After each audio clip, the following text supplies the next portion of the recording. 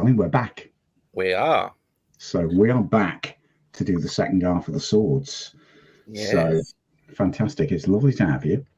Thank you. So where we've just done number 7, haven't we, on the last video? We had, yes. And now we're at another card where a lot of people panic with number 8. Oh, I hate the 8 of Swords, and it probably shows in what I designed. Well, I don't hate it, but I just this is one of my bête noirs. It really is. And funny enough, I've just done the couple of weeks ago, did the Tarot Association, the British Isles conference. I was speaking there, and the speaker after me, it's an amazing girl called Kellyanne Maddox, and it was funny because we were really pleased because we'd done 2 very different presentations, but they kind of complemented each other. Mm-hmm. And she was talking about like sort of going on a date with an individual card, and it was very similar to what I'd done, talking about stepping into a card and experiencing the environment, having conversations with the figure on the card. Yeah. And then she challenged us to pick out the card that we'd least like to go on a date with. And then all of a sudden, it was just this epiphany moment. And I realized that this was like my real black beast card, because I just had this vision of standing there in front of like the Pamela Coleman Smith woman with her hands tied behind her back and they're blindfolded. And I'm screaming at this woman to get her to listen. And she can't hear or can't see me. And she's surrounded by swords. And I'm thinking, oh, what does that say about me? Because it didn't matter what I tried to do, I could not have a dialogue with the character on this card. And I realized that actually this is a card I've been struggling with for a long time. And when I designed this, it's funny because it just kind of designed itself. I knew straight away. I just had this vision of this woman trapped in a spider's web. And I'm now looking and thinking, oh, this does say a lot about my state of mind, and where I'm at with this card, the Golden Dawn call it the card of interference. And, Pamela Coleman Smith summed it up really well, with the woman with her hands tied behind her back, she blindfolded, she's surrounded by swords. She could actually step out between them at any stage when you look at the way where the swords are. Yeah. But that sort of interpreted for me, I had this vision of this woman sort of caught in the spider's web. But at the same time, I just had a sense that actually her way out was just easily within her reach. Yeah. Because she can reach down and pick any one of these up and cut herself free at any time. Hence the mandala being around the swords. And it kind of came to me quite powerfully that sometimes the swords are our ally. Mm-hmm. And I'd never really thought about it like that before. I still have issues with this card. With the sword, it's all about being on the right end of them, isn't it? Oh, yeah. And also sometimes fear of picking one of them up, because that means empowerment. Yeah. And empowerment can be quite a frightening thing at times as well, can't it? Yeah. And I see everything that you've just said in this card, but what I've also come to see in this particular one, obviously, with the spider's web and the other meanings of this card across other decks as well, is that, like you say, oftentimes this is a prison of our own making.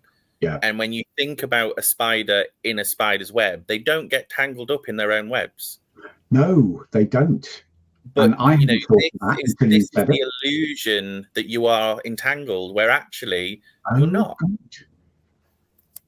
I had not seen it like that until you said it, but it's true. The spider glides effortlessly across the web and doesn't get stuck. Everything else does. Exactly. Yeah. Oh God, Kellyanne would be proud of me. This is I've got more to think about with this than I thought. I was to say, if you go on a date with any spiders, just make a sharp exit afterwards. Been on dates with a few of those, love, believe me. Let's not go there about my love life. That's a completely different story for a whole new series of videos. Now, should we move on to the really difficult one? Because we mentioned this briefly in the last video. You say it's really difficult, and I don't find it that difficult. You're not? No. This, for me, the 9 of Swords is the bleakest card in the deck. And it's not that I want to run away from it, because actually I have a real pathological objection to decks that try and dilute down the difficult cards, because I think the difficult cards are a really important part of our, they reflect important parts of our human experience. Nine of Swords, the Golden Dawn's card of cruelty, they actually refer to it very threateningly as the Lord of Cruelty. And I think when I was designing this, I mean, a lot of people see it as a card of bad dreams and nightmares, which it can be.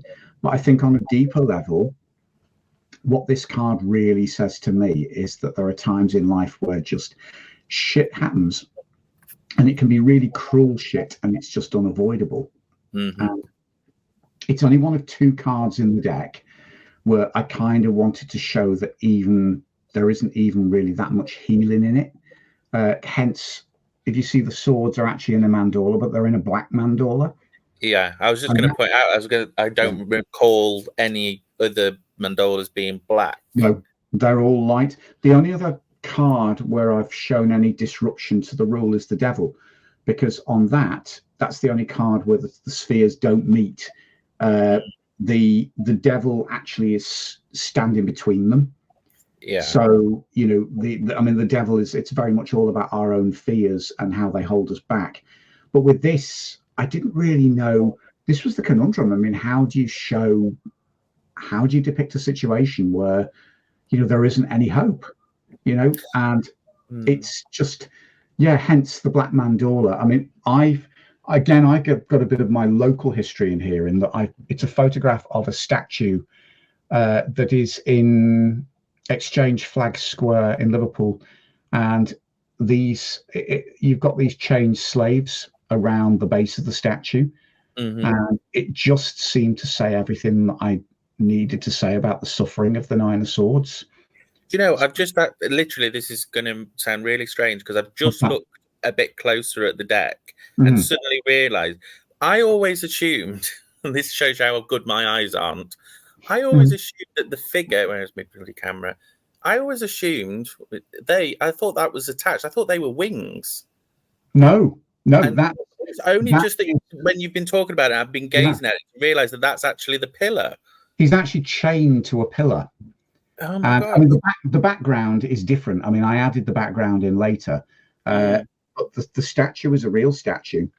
That's really unusual that you've mentioned, like say that I've suddenly noticed he's not an angel chained. Well, I'd never particularly noticed the statue before, and it was a friend of mine pointed it out. And we were going to use a photo of that statue in the Oracle deck project that I was talking about, that we did, but we just didn't get very far with it. And I think in a way, the concept, it was a good concept, but when we came to develop it to 52 cards, we kind of hit a block by I think we did about 12 or 14 cards. And some we were happy with, some we really definitely weren't. But the statue stayed with me. And it's one of those things, this is the city where all my family go back generations in Liverpool. I spent a huge chunk of my childhood in Liverpool. I live here. And yet you still discover new things. And I'd never paid any attention to this statue.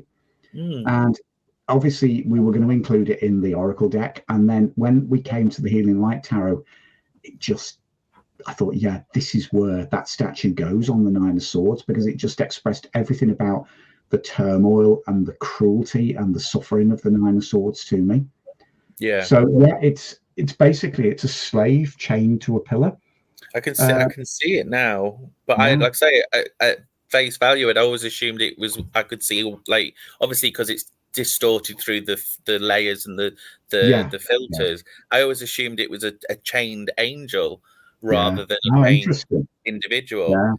Yeah. But that completely changes it now for me, because I've seen it how it's meant to be. Actually, isn't it interesting? Because it says a lot about how we respond to the cards, and it's actually, even what you saw is still valid.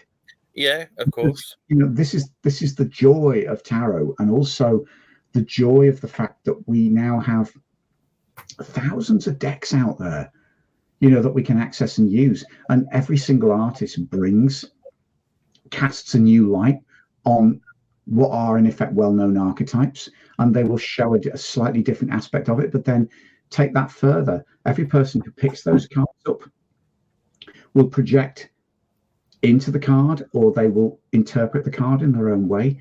Yeah. So you realize that the cards are the gift that just keep on giving in terms of insight and wisdom. Definitely, You know? yeah. And nobody's interpretation is right or wrong. You know, no, exactly. And I do think that you touch on with the dark mandala and the swords within it and stuff. Yeah. You know, it is a difficult card. You know, to if these events and stuff are going on, you know, in a person's life. But I think what they kind of what's pertinent about this particular card is the fact that it needs, you almost need to go through those swords and through that pain, because otherwise you're just drawing it out unnecessarily. Yep. And I mean, I really couldn't agree more, because I've lived this year. This is very pertinent for me this year, because obviously I lost my father in March. And I think that's when I really came face to face with this card, because there was just no two ways about it.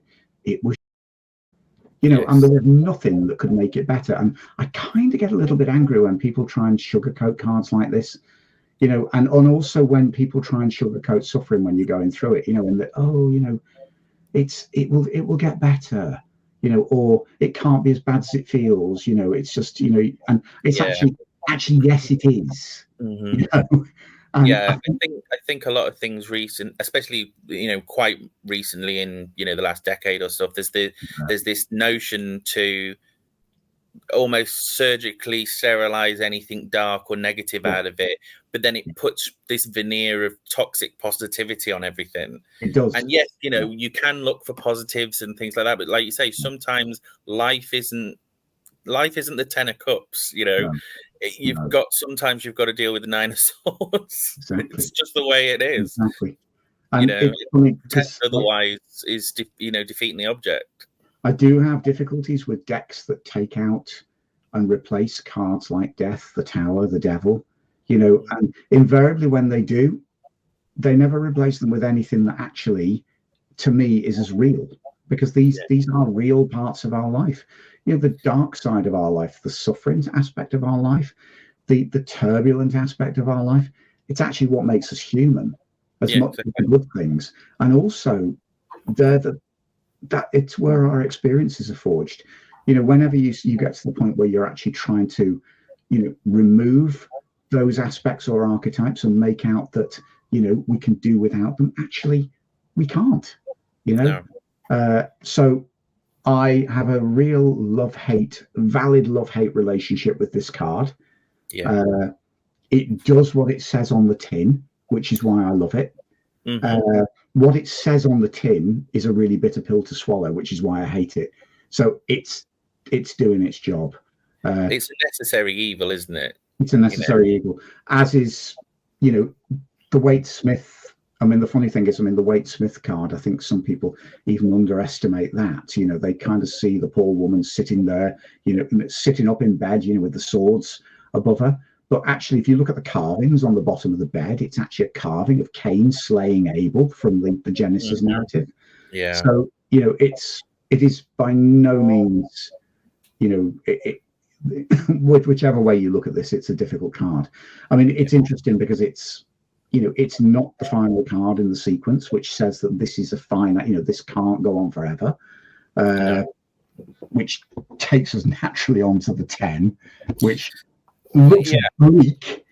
It looks equally bleak, but at least, in fact, in some ways, it looks more bleak. But ironically, this does give you hope where the 9 can't, doesn't it? So, and it's interesting as well, because obviously with the 9, your swords point down, whereas obviously the classic one is that they go in across, and it's almost like a portcullis effect that with the 10 they've almost like come down, and that was deliberate. Someone stuck an extra one in for devilment. It was deliberate, because it's like you say, they've dropped, you know, and I mean, poor love, look at her. I mean, she's well and truly gone. And as you say, an extra one stuck in for good measure. But this is, ironically, with this, you know, we're back into the realms of a light mandala, and she is within the mandala. You can see a kind of sunrise in, you know, the outer circle of the mandala. You know, this is the other thing is as well. I kind of intuitively wanted to put her at the water's edge. I don't know why, but it kind of felt like shores are very liminal spaces to me. It's like, I mean, the whole idea, the other concept behind this deck is, you know, apart from the mandala, is the time between times. You know, the Celtic concept of dusk, you know, dusk and dawn, those liminal in between spaces. And to me, beaches and water edges are those liminal spaces as well. So something has very definitely come to an end here. This, you know, this woman has died, but actually, the message of hope in this is that, you know, in symbolic deaths there are also rebirths. You know, in symbolic endings there are new beginnings, and that's very much the message of the Ten of Swords. But particularly for this one here, it's the very ending itself which is the healing, because it brings the end of that suffering and that cruelty that you see in, you know, the Nine of Swords. This may not be a particularly pleasant ending, and actually very often we don't get happy endings from those, you know, from those situations. But at least once we do have closure, we can move on. And I think a lot of people, even in the, you know, the Rider-Waite-Smith decks, they overlook that skyline where that sunrise is coming from. They just fixate on the, you know, the swords and the end result and the pain and the possible fallout, without actually look. And I think that's a very telling thing, that they don't, you have to almost point out to them, actually, you know, this is bad, but, you know, it's not lasting forever. It's over now. You know, we can move on. And obviously you get to the 10, and although you've got the courts as well, you know, the next one back is the ace. So you've got to kind of prompt people sometimes that they fixate on the either the most obvious or the wrong thing. And that's generally what draws things out longer than they need to be. And I like I say, with the figure being within the main intersection of the mandala, it's almost you know, quite like a womb like rebirth. Sort of, it is. Know. And this is a rebirth on so many levels. I mean, funny enough, as we've been talking, I mean, it just points out something really important to me that's mirrored, that's shown in the minors, which mirrors the majors. The tarot is cyclical. You know, we have a cyclical journey in the majors, of the Fool's journey going, you know, starting with the Fool, the Magician going right through to the World. And then when we get to the World card, I mean, you know, it's that concept of, you know, the World dancer becomes the Fool again. She moves to a higher plane and she begins the journey anew. Whereas I think that's mirrored in the minors, because you have a cycle through 1 to 10, and, you know, endings and beginnings are kind of indivisible. So it's very much a theme that plays right through the tarot. And I think that's overlooked again by a lot of people, because, you know, especially with when you look at ones like the 10 of Pentacles and the 10 of Cups, which seem to be these happy ever after type cards. But there's this idea that, okay, well, we get there and then that's the end. And it's but life doesn't work that way. You don't stay in a bubble, you know, unless you either work at it or add to it or, you know, learn from it. But it goes back round. The interesting thing with the 10s, the feminine, the 10s from the feminine suits, you know, from the Pentacles and the Cups. I mean, I think the 10 of Swords and the 10 of Wands are kind of really blatantly obvious in their message, but you still see that cyclical nature in the Pentacles and the Cups, because when you think, both of those cards depict generations. You know, the 10 of Pentacles depicts 3 generations on a lot of it, you know, a lot of images, but you're showing, you know, in the 10 of Pentacles, you're showing shared family wealth. It's being passed from one generation to another. And then with the 10 of Cups, you're seeing a stable couple with their children. So at some stage, those children will grow up. They will begin the cycle all over again. So it's a powerful message, isn't it? Oh, yeah. And I think, you know, and even with, obviously, the suit of swords is not necessarily known for its, you know, physical material aspects. But, you know, you've got to sometimes put to rest, you know, outdated thoughts and, you know, plans that didn't go nowhere. You know, that's a necessary pruning, you know, and for self-improvement. Otherwise, you just, like you say, you'll be stuck forever at the 10 of Swords.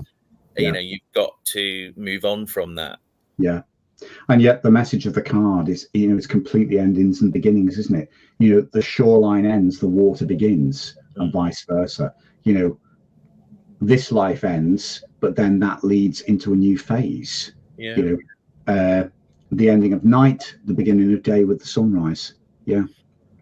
Yeah, it's interesting as well. You just mentioned like obviously the shoreline and beginning of the water, and I know that the I suppose the suits miners don't necessarily have an actual order as far as the suits themselves, like wands, torches, and stuff. And yet, when you just mentioned the progression to water, it made me always think that, well, okay, maybe you're not going from the 10 of swords to the ace of swords again. Maybe you're going from the 10 of swords to the ace of cups. You know, like actually, yes, progression. Yeah, that really is a powerful way of thinking about it. Yeah. And then not only are you getting cycles within each suit, you're getting cycles within the miners as a whole. Yeah. Oh, I think we've got to do another separate video on that. Yeah. We could be here all yeah. Shall we move on to the courts? Oh, do we have to? Yeah. As I already voiced in the Pentacles one, I don't like court cards because they do me head in. I learned to love court cards, but I think I've shown you this before, haven't I? This is my court card Bible, and yes, I've got it as well because I know it. Yeah. So this is Kate Warwick Smith's tarot court cards. Anyone who's struggling with the court cards, get this book. Yeah, she definitely. is amazing. She's basically a counselling professional. This is actually quite old now, this book. I got this when I was in my 30s, so it was published in 2003. But it is just, this is the book that made the court cards make sense for me. And I also, I mean, the other really fantastic text on the court cards is Mary Greer and Tom Little's book on the tarot court. Again, equally good.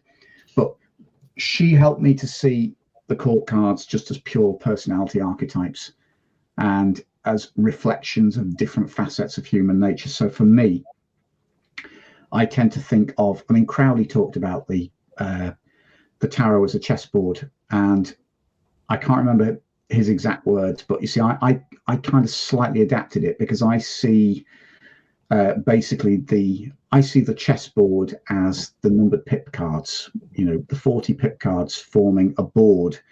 And when you think, I mean, they're all scenes and different aspects of human life. But then I see the courts as the chess pieces. They're stepping into those situations as they move across the board.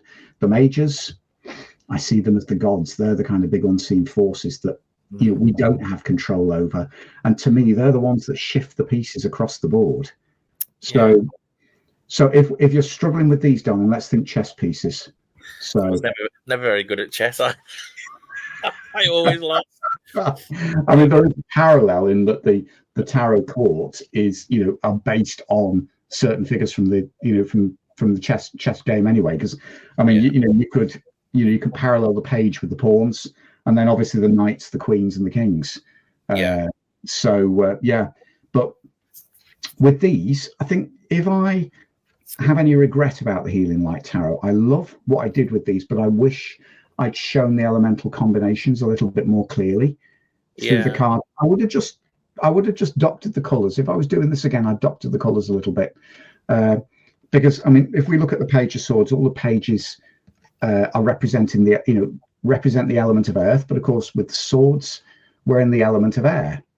So you've got a combination of earth and air, mainly air, but there is an earth aspect as well. And pages, they represent youth, they represent emergence, they represent, naivety, growth, progression, but then they're also message bearers as well. So, I mean, in this instance, it's a fairly straightforward image. You have a young man bearing the sword. It's Butterfly City in the courts because, I mean, I just chucked butterflies in, representing the element of air. But yeah, he's the archetypal messenger. But I think when you throw in that earthy element and that youth element, we're in the realm of the mind. cutting through to clarity, sometimes conflict. So, I think as a youth figure in that, to me, and again, I go by Kate Warwick Smith's, examples, she kind of sees him as an archetypal student.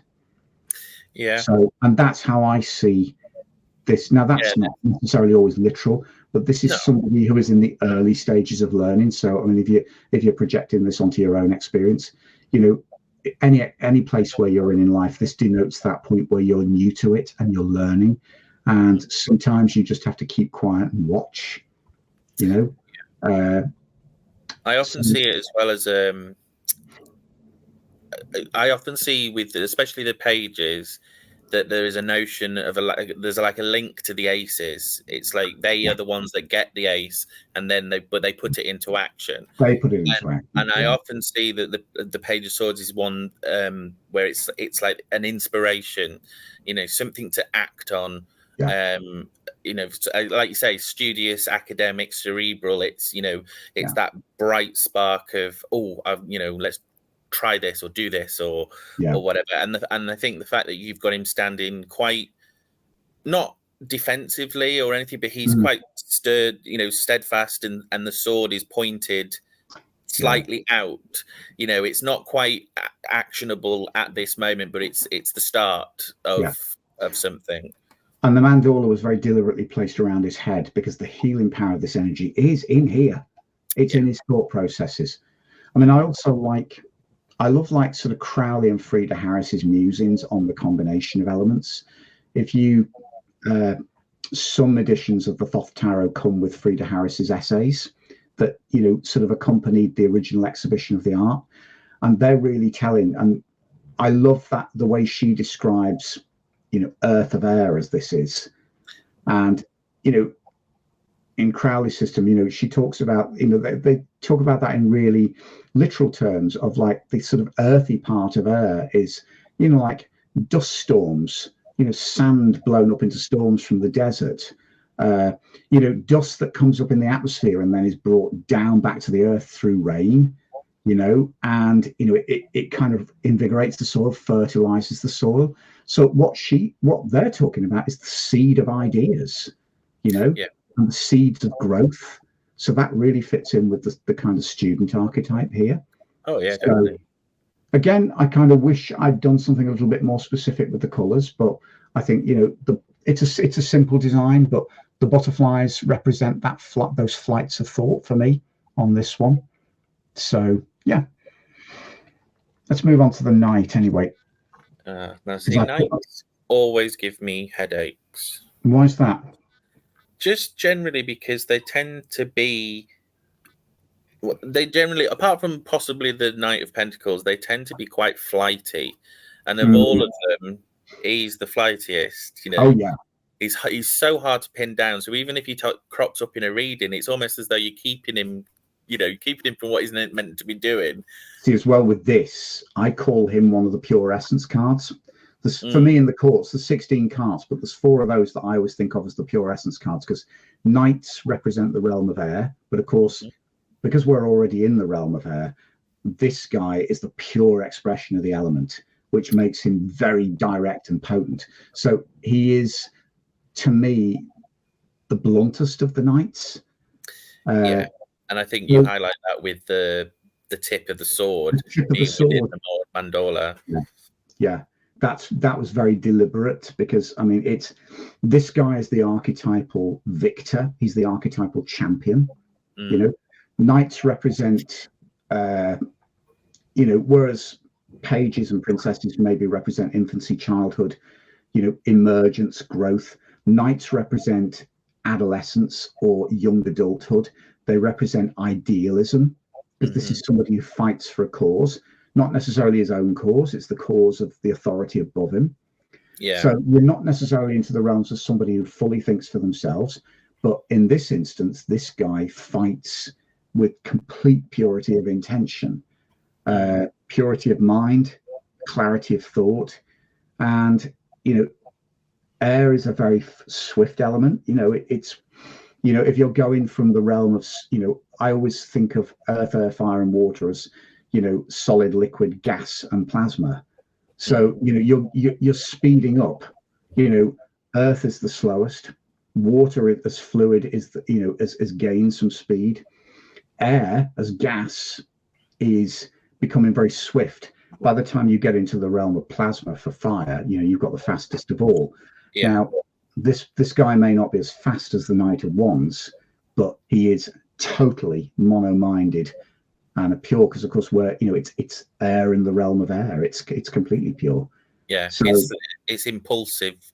It's impulsiveness, and also that whole notion of fight first, ask questions later, almost. Yeah.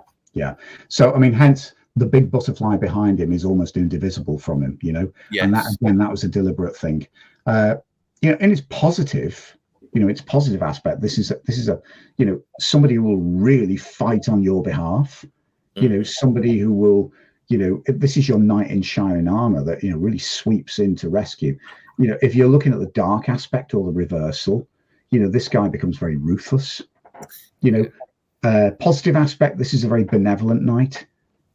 Negative aspect, is a bit of really not good. No. But very cold and very calculating.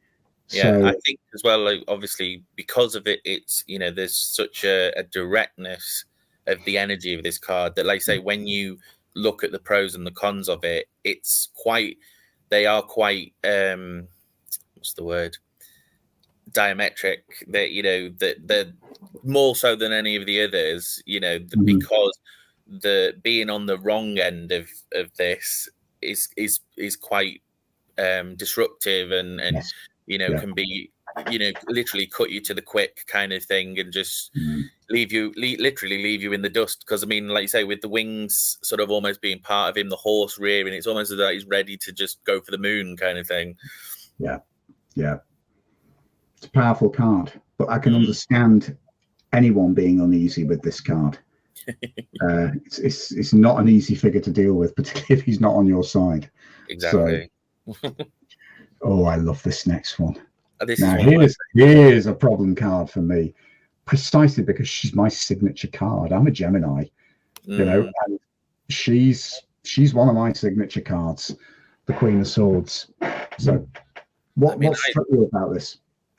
Well, I mean, like with a lot of other decks and traditional decks and that, there's quite there's an air of inaction and stuff with a lot of the court cards, because apart from the knights, obviously they're on horseback.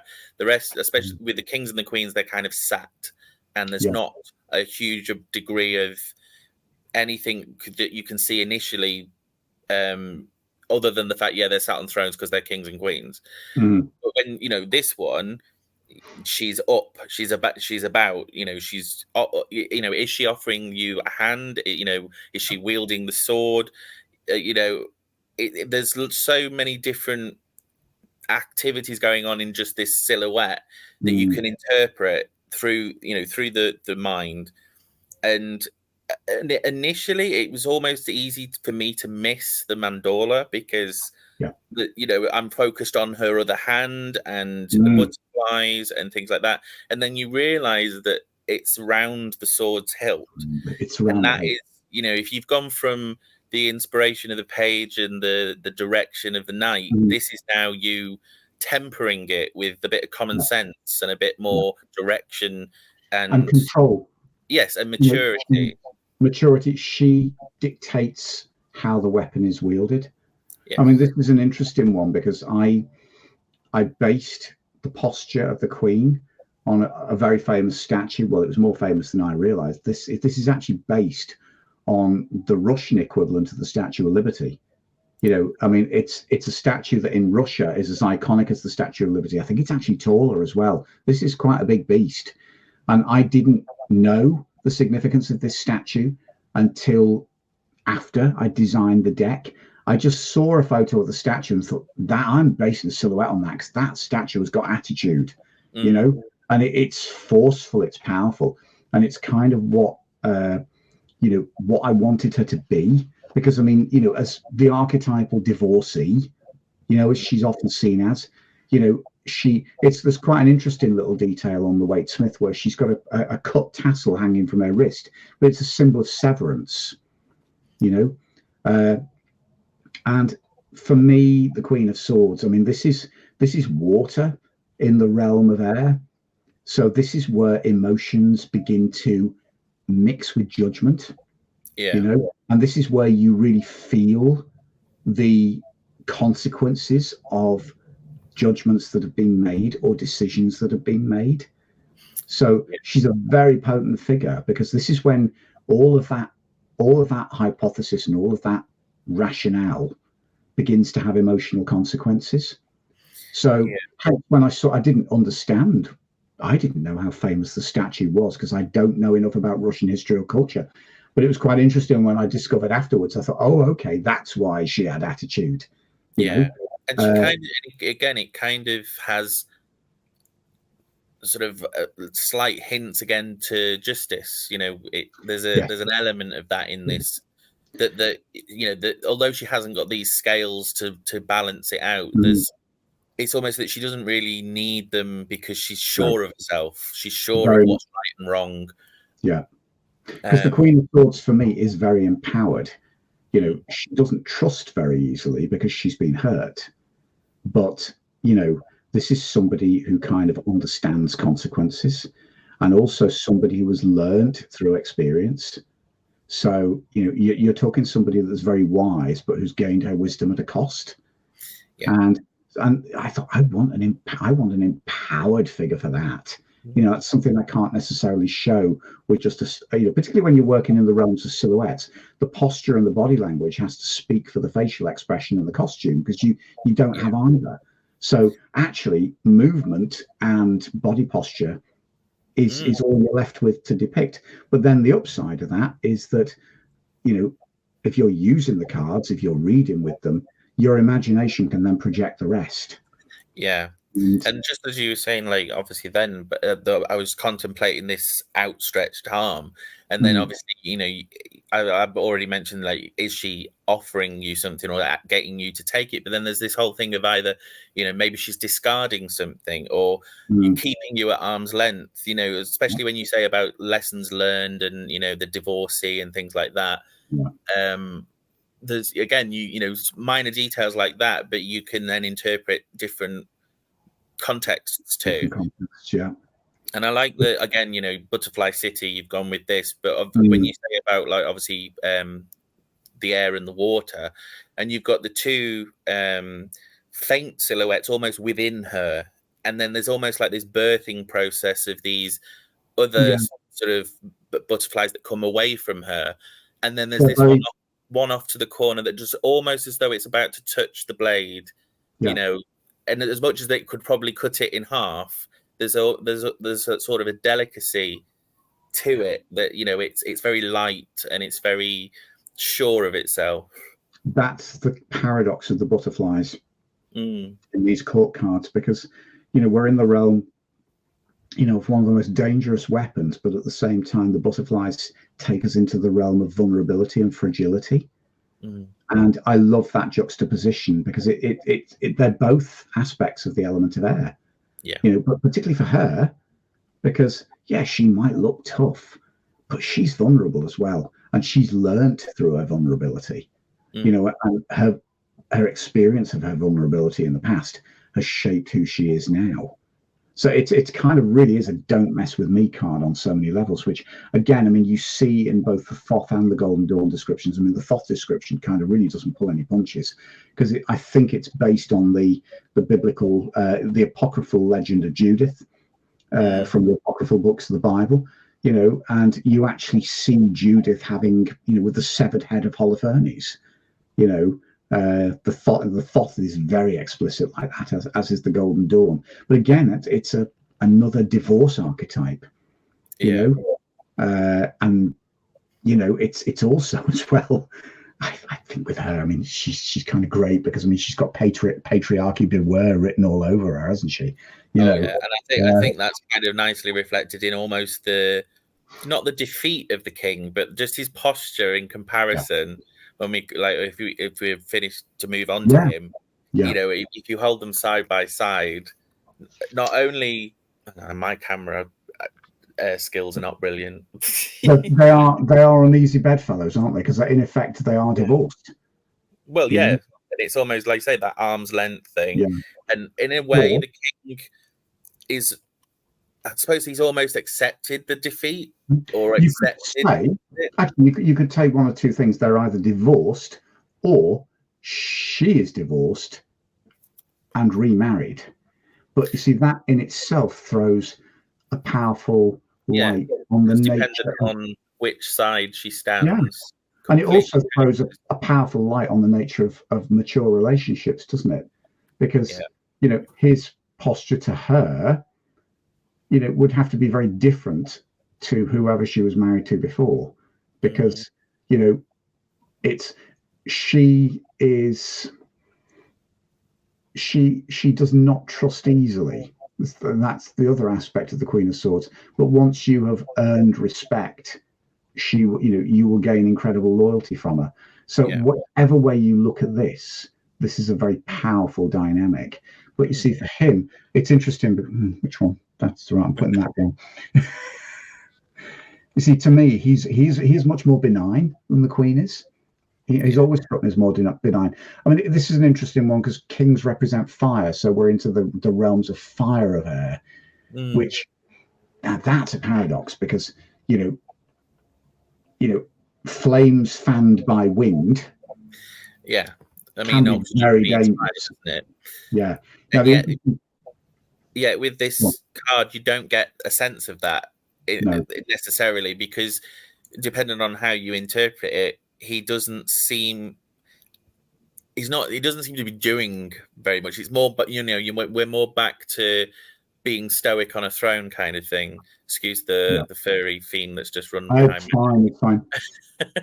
And I think, despite that, the key thing here is he's making a judgment. I mean, there are two figures below him. Yeah, and it's, to me, the fire element brings a level of passion and conviction to what he does. But ultimately, as the king of the realm, he is the authority figure. And in the realm of air, in the realm of the mind, that makes him judge. That makes him arbiter. It makes him the wise king, the just king. So hence the two figures here. I wanted to show that, he is in a way making a judgment between the two. I mean, again, the mandorla is around the hilt, but the sword is actually standing downwards. So it's a sword of peace rather than a sword of conflict. It's a sword of truth. And it's also, I feel like, even though he's tempered with fire in there as well, the fact that the sword is down shows that he knows how to control the impulses that maybe like the knight has, where he's not going to act necessarily swiftly because he's got to formulate the judgment. And interestingly as well, you put these figures on as to illustrate a judgment. And as I mentioned with the Queen, that it had sort of almost slight echoes of justice. With this, because of those two figures, it has slight echoes of the Hierophant as well. For me, it does. I haven't thought of that. I kind of see those being slightly linked. Yeah, you could link him to the Hierophant, but you could kind of say, well, he manifests certain qualities of the Hierophant, through his personality. I mean, the interesting thing is, the same with her. We were talking about fire of air. He is benign in his positive and upright manner. Do that, and then those judgments become, more destructive, I would say. You're from the realms of a wise, benevolent judge to a tyrant, an authoritarian tyrant, I think, with the King of Swords. Because it stops being about justice, it just becomes about control. And the interesting thing is, I think if you do that with her, she becomes about control, because it's all about manipulation or controlling people so that they won't hurt her again, or maybe keeping people at bay so that she remains in control. So you get the hostile aspect. Your kitty is so cute. I know, she's just wandering behind you, being inquisitive. But yeah, I think the reversal of, particularly in the realm of swords, affect these two characters quite strongly. Yeah, I mean, I'm just looking at the reversed king now, and like say, the focus really goes to the sword, because the sword is now in an upright position. Regardless of the fact that, you know, he's standing on his head and all the rest of it, you're not really looking at that. You're looking at the fact that that sword is about to do some judging or damage or whatever. But not necessarily, like you say, coming from an upright, tempered perspective. That's when he's acting directly from his passions, from fire, rather than, you know, shrewd thinking and surety and logic and all of that kind of thing. Darn, we've completed the swords. Yeah, yes. We're just suddenly looking for more cards and we haven't got any. I find it really easy discussing this deck with you, but I think it's because we've worked together and we've formulated the deck together, isn't it? Yeah, and I think, you know, let's say I've worked with this deck now for a good few years personally, and so I kind of, but even, like I say, even sitting here discussing it with you, and I'm finding things or learning things about the creative process that you had that kind of add new dimensions to you know, to the cards. It's just equally for me. Thing, yeah. It's interesting because actually discussing these from somebody else's perspective actually helps me to see new things in them, you know, so it's actually really good fun. Will you come back and do some more? Yep, I'm more than happy to. We finish the deck off. Yeah, just go for it. Just go for it. You win for ones and cups as well. Oh, that's fantastic. So anyway, thanks, love. It's really appreciated. And my pleasure. To everyone who's watching, I hope you've enjoyed this. And yeah, you'll see us next time when we deal with the suit of wands. Anyway, take care. Bye-bye.